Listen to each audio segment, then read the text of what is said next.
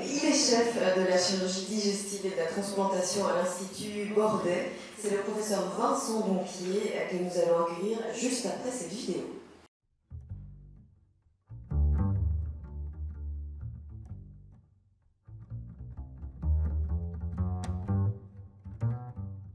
Ce qui est incontestablement le plus important, c'est ma famille et mes amis. Ça, il n'y a pas de doute. Il y a un moment où je travaillais probablement un peu trop pour ma capacité de résistance, en tous les cas. Et donc, on est parti en famille à 5. Et oui, c'est une expérience fantastique. Et je pense que c'était une bonne idée. Les enfants, c'était il y a un certain temps, c'était il y a pratiquement 20 ans. Les enfants s'en rappellent encore avec plaisir et ça a bien remis les choses en perspective aussi, à beaucoup de points de vue. Donc, dans mon métier, je pense que ce qu'il y a de plus important, c'est l'empathie, s'intéresser vraiment aux problèmes des gens et le faire aussi en collaboration avec ses collègues. Les deux sont absolument liés, je pense. Et donc, je pense que cet aspect-là est vraiment plus important que la technicité à différents points de vue. Et oui, en termes professionnels, je dirais ça. Donc, il y a une personne que j'étais très très heureuse de rencontrer, qui est le professeur Michel Goldman, qui m'a accueilli tôt dans mon parcours, dans son équipe et dans son laboratoire, et qui m'a initié à ce qu'on appelle l'immunologie de la transplantation. Ce qui était effectivement très excitant, c'était ce chemin donc, de la recherche fondamentale chez la souris, des aspects in vitro, qui ont été poursuivis après dans des protocoles vraiment de transplantation chez l'homme. Donc, le futur de la médecine et de l'intégration de la recherche dans la médecine, ça c'est peut-être un peu plus difficile parce que je pense que ça dépend de toute une série de contraintes et de choix de société en fait. À quel point est-ce qu'on va est-ce qu'on va continuer à investir dans ces secteurs qui sont ceux de l'enseignement au sens large, mais tout à fait la même question s'applique à la culture par exemple. Et donc, j'ai peur qu'à un moment, on puisse considérer que la recherche soit une espèce de luxe ou soit quelque chose qu'il faut transitoirement moins privilégier ou délaisser pour des choses plus immédiatement nécessaires, ce qui serait, je pense, vraiment une grosse erreur. Et la transmission est très importante, c'est crucial. Bon, moi j'ai eu la chance d'avoir des professeurs, des aînés extrêmement inspirants. Et donc je pense qu'il faut transmettre, effectivement, transmettre gentiment, patiemment. Et tout ça est très lié. Hein. Le temps qu'on accorde aux autres et à ses collègues en général, induit forcément ce genre de partage. J'ai été travailler plusieurs fois au Vietnam, dans le cadre de collaboration,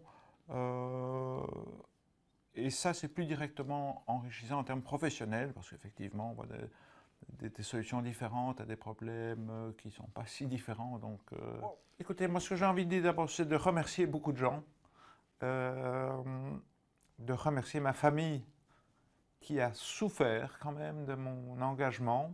Je suis content aussi parce que je pense à un endroit où on remet les choses dans une perspective plus large. On a un peu tendance quand même à s'enfermer tous dans nos spécialités et dans nos surspécialités et être avec des collègues dans des domaines différents, au sein de l'Académie de médecine, mais dans des domaines différents, me semble très enthousiasmant comme perspective, oui.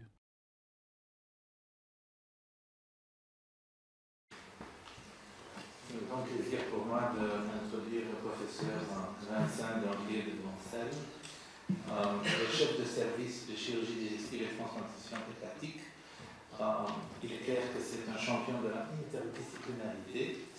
Son activité de recherche transnationale porte principalement sur les biomarqueurs de oligométastase hépatique et il a réalisé des recherches de très haut niveau sur les problèmes d'immunotolérance tissulaire, notamment au niveau du foie.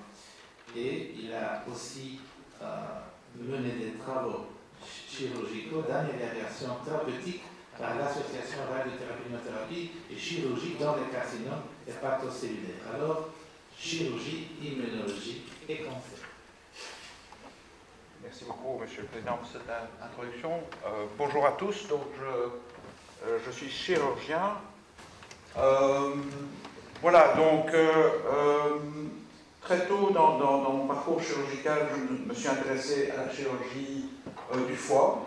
La chirurgie du foie comporte essentiellement deux domaines, la transplantation hépatique et la chirurgie des tumeurs, des cancers, principalement les résections hépatiques. Et tôt dans mon parcours, j'ai eu la chance de rencontrer le professeur Goldman, qui m'a accueilli dans son laboratoire, qui a tenté avec patience et générosité de m'apprendre l'immunologie, et avec qui on a pu travailler sur un modèle de tolérance néonatale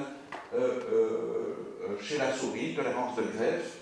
Et ce passage au laboratoire, cette expérience, a eu une importance, grande importance, je pense, dans la suite de mon parcours, dans mes activités de recherche clinique et translationnelle, mais aussi très directement, je pense, dans la façon dont j'ai soigné les patients. Alors la chirurgie du foie a changé au cours de ces 30 années. Quand j'ai commencé en 1990, c'était une chirurgie compliquée, et le principal défi était un défi technique chirurgical. Et au cours de la décennie 1990-2000, on a assisté à une amélioration de la technique chirurgicale en transplantation et en résection hépatique. Les deux domaines se renforçant mutuellement, ce qui a permis d'améliorer les résultats à court terme, d'augmenter potentiellement les indications et en fait de révéler de nouveaux problèmes. Et actuellement, les problèmes principaux que l'on rencontre dans ces deux domaines, en transplantation hépatique, les problèmes principaux sont en fait liés au traitement immunosuppresseur que l'on doit donner pour prévenir le rejet d'allogreffe. Ces traitements étant à l'origine d'une morbidité, d'une mortalité importante, soit par toxicité directe, soit liée à l'immunosuppression globale qu'ils induisent, favorisant le développement d'infections et de cancers.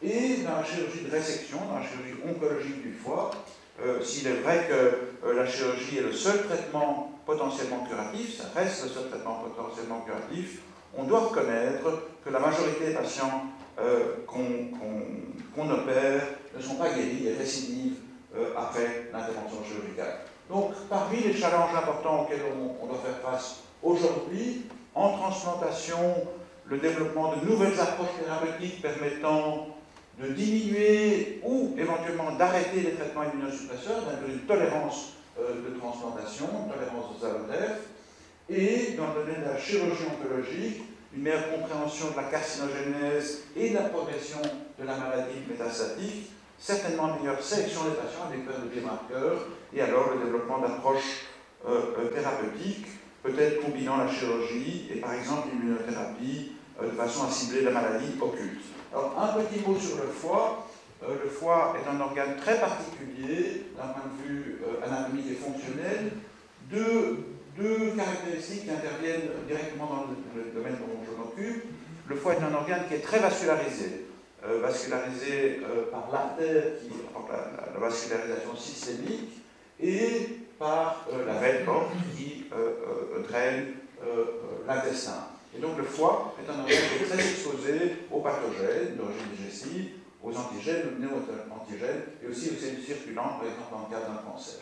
En même temps, le foie est considéré comme un organe qui est globalement tolérogène, un micro-environnement tolérant par des mécanismes complexes liés aux réponses innées et adaptatives. Et cette fonction d'immunotolérance liée au foie joue un rôle central évidemment dans l'homéostasie, mais intervient aussi directement et de façon contradictoire dans les deux domaines qui m'intéressent, la transplantation et la chirurgie du cancer.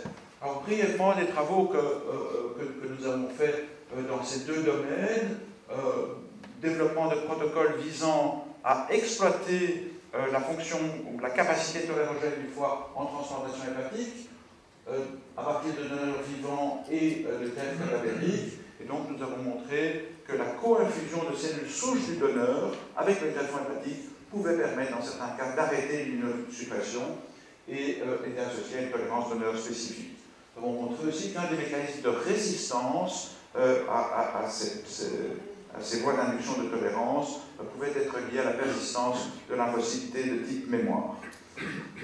Dans le domaine du cancer, moduler, comprendre le micro-environnement tumoral et la réponse immune dans le micro-environnement tumoral, éventuellement le moduler semble des voies intéressantes aussi. Dans les cancers primitifs du foie, dans le carcinome hépatocellulaire, nous avons observé que l'irradiation de la tumeur permettait de modifier le micro-environnement tumoral et d'augmenter dans la tumeur l'infiltration par des lymphocytes T cytotoxiques, et donc ceci ouvre la voie vers de nouveaux protocoles en associant l'irradiation interne ou externe avec une immunothérapie. Et enfin, pour terminer, dans les métastases hépatiques, nous avons observé récemment, encore une fois, que le micro-environnement, le pattern histologique des métastases et l'infiltrat immunitaire dans ces différents types de métastases avait une valeur pronostique, et donc de retour chez la souris.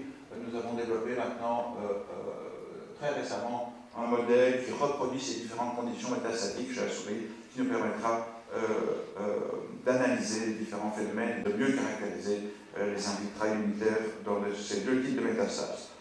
Voilà, je voulais terminer en remerciant beaucoup de monde.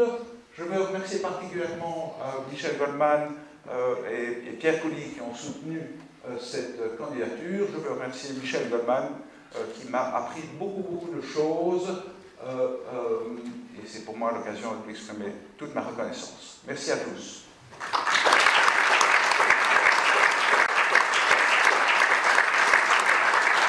Merci beaucoup pour votre conférence et maintenant vous allez siéger dans la section de sciences fondamentales en continuité de votre interdisciplinarité.